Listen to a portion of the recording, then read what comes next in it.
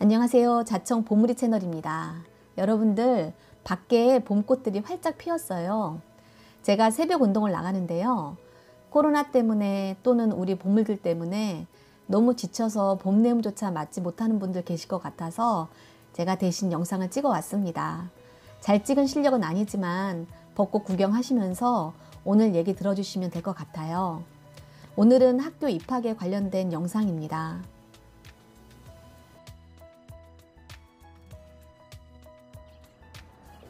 그 어떤 것이든 새로 시작하는 것엔 설레임과 두려움이 있습니다. 그러나 우리 아이들이 시작하는 건 대부분이 두려움일 거예요. 두려움의 최고봉은 역시 입학이죠. 보물이가 7세까지 말을 잘 못했어요. 단어 조금 하고 무엇보다 발음이 안 좋아서 알아듣기가 힘들었습니다. 말을 잘했다면 아마도 유예를 시키진 않았을 거예요. 그런데 말이 잘 안 되니까 유예를 시켜야겠다고 마음을 먹었죠. 8세 겨울에 아빠를 제외한 우리 세 가족은 우리 모두의 고향인 서울을 등지고 이모가 있는 여주로 이사를 옵니다. 서울에서 왕따 당할 것이 두려웠거든요. 입학이 다가오자 마음이 정말 불안하고 이제부터 다리 뻗고 잠자긴 다 틀렸구나 그렇게 생각을 했죠. 사실 서울에 있을 때는 고민 많이 했어요. 사립을 보내느냐, 대안학교를 보내느냐, 그리고 학교를 보내느냐.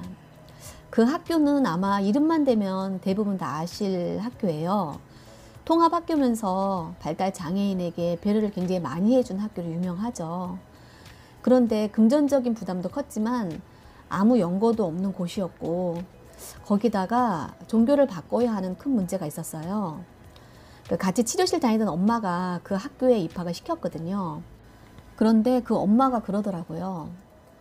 되게 처음에는 마음이 편했대요.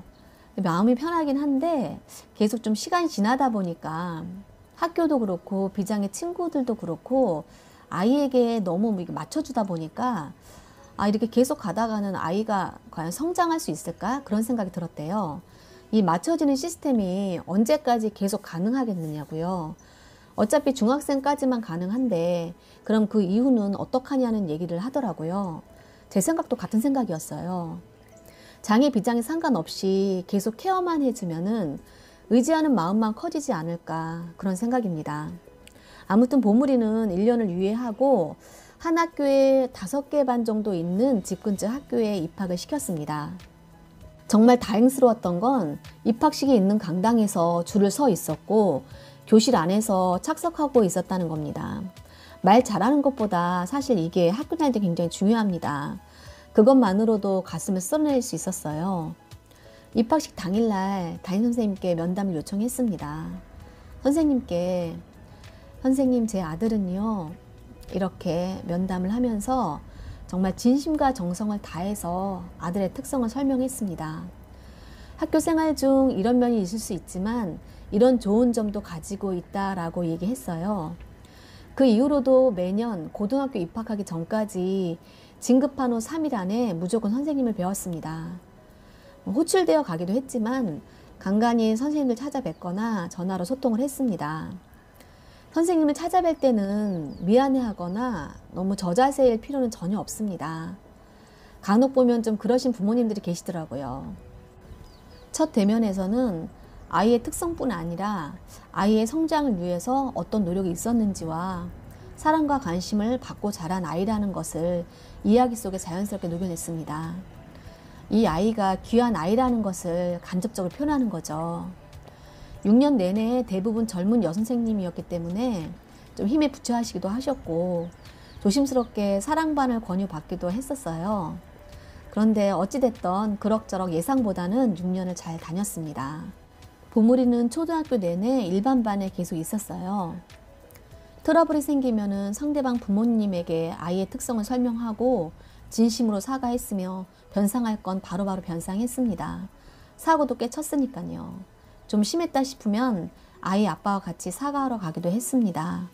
일은 언제든지 발생할 수 있지만 어떻게 처리하냐에 따라서 이야기를 구하기가 쉽습니다. 입학 전 한글은 꼭 떼야 된다는 그런 생각이 저한테 있었어요. 그래서 좀 그때 힘에 부처하긴 했지만은 힘들게 입학 전에 한글을 다 떼게 했고요. 입학 후에는 받아쓰기를 꼭 공부를 시켰어요. 학교에서 매일 받아쓰기를 했기 때문에 성취감을 맛보게 하고 싶었고 학교에서 일 없이 빈둥거리지 않게 하기 위함이기도 했습니다.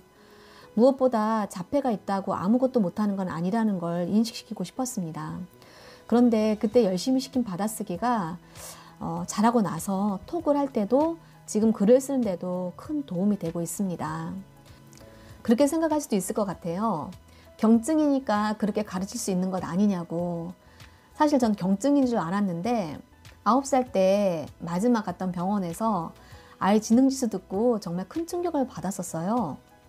선생님한테 애가 이런저런 것도 할 줄 아는 아이라고, 근데 어떻게 이렇게 나올 수가 있으며 난 경증인 줄 알았다 이렇게 얘기를 하니까 병원에서 아들 경증 아니라고, 오늘 검사한 거 꽤 신뢰 있는 검사 방법이라고 그러면서 어머니 경증은 일반인들과 별 차이가 안 나요 그렇게 얘기를 하시는 거예요.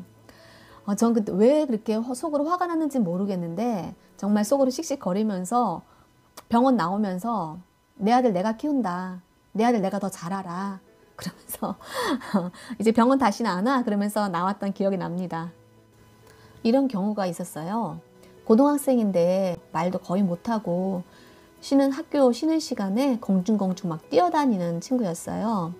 그런데 특별활동 시간에 제가 가면 항상 인사를 하고 물을 떠다 주는 거예요. 두발과 교복은 항상 깨끗하고 단정했고요. 알맞은 체격을 유지하고 있었습니다.